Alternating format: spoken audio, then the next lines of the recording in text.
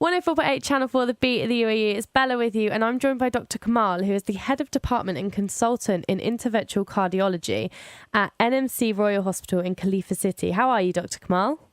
Oh, fine, thank you. Wonderful. Okay, so this week we're actually celebrating World Heart Day. So we've got Dr. Kamal here talking about heart attacks, how to prevent them and how to diagnose them. Thank you for calling me and give me the chance to talk about such an important disease.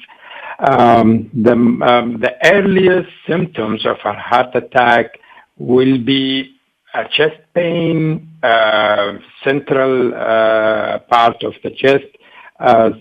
Sometimes could be also there a different location with radiation to the shoulder or to the left arm, radiation to the back, sometimes only pain in the stomach region, sometimes only pain in the arm, left or right.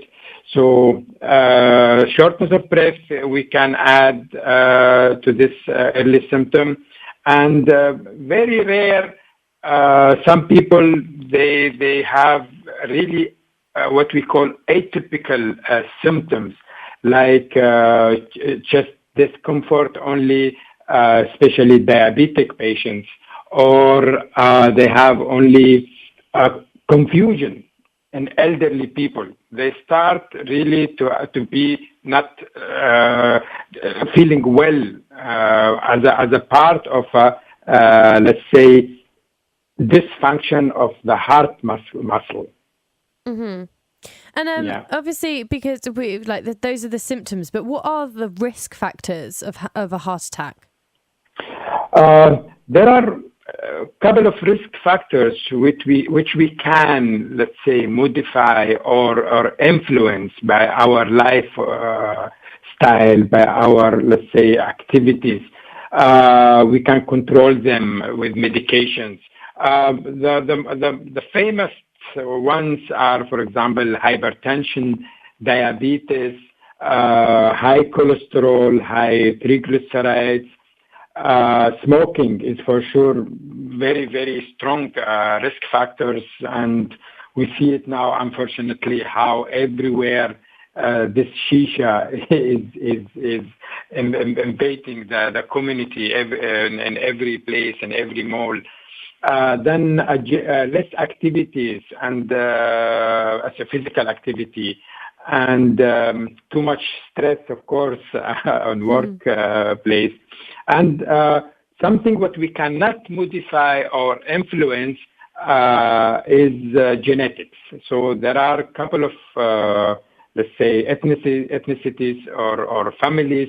They have increased risk per se to have atherosclerosis and then with the time to develop heart diseases and heart attacks. Mm-hmm. You mentioned there that genetics can cause heart attacks. What are the other ways of diagnosing a heart attack?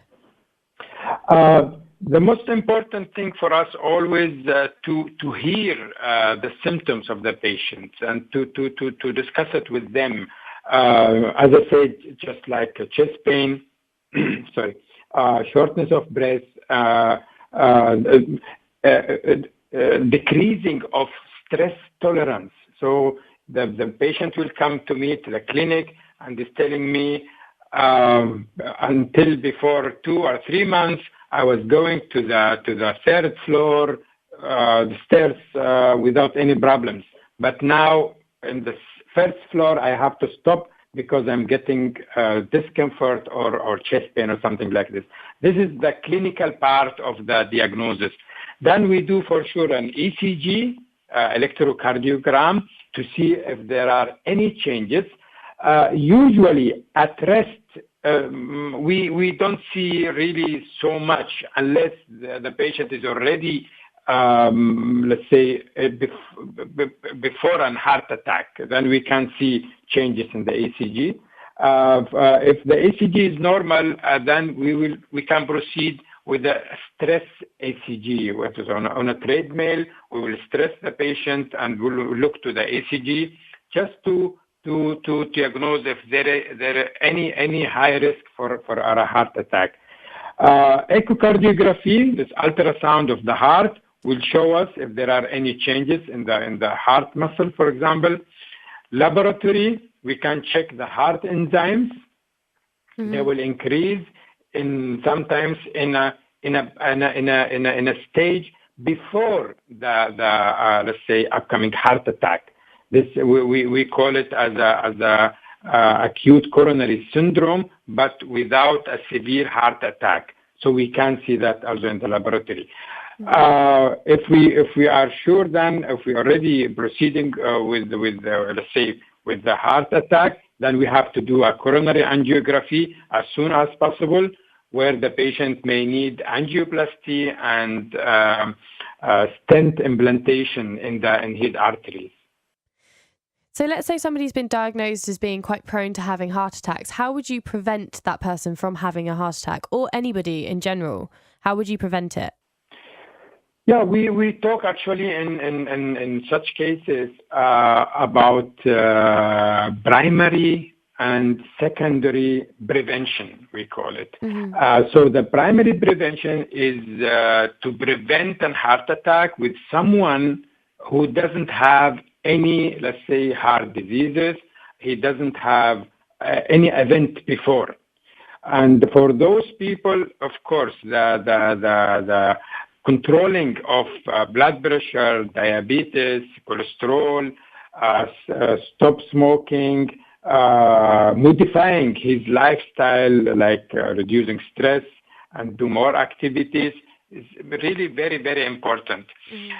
This will also be actually the case with the secondary prevention. This is the case, the patient who did have already a heart attack, or he experienced already any cardiovascular event, we call it. So we will be more strict and more aggressive in the control of the risk factors. The limits for the different measurements, they are really less. For example, cholesterol for a normal patient who doesn't have any problems will be the limit about 200. With the patient who already experienced a heart attack, we will go down before 150 or 130. So it's different. But in general, the controlling of the risk factors and improving of the lifestyle are very, very important. Well, those are all the questions that I have in front of me, Dr. Kamal. I'm wondering, do you have anything else that you would like to add? At the moment, I just want to really emphasize how important is it to start as early as possible to think about this heart attack, because it's still the leading cause of death in all communities, and we can really do something against it. Either the person himself to modify his lifestyle, or in the community to do activities against, let's say, too much stress at workplace, and to improve the way how to get the possibilities to access to all other possibilities. Yeah, there's absolutely many ways to prevent having a heart attack, and it was, for sure. Yeah, absolutely. Sure. Thank you so much, Dr. Kamal. That was really, really informative. Really appreciate it. Thank you very much. It was lovely speaking to you. Okay, thank you very much.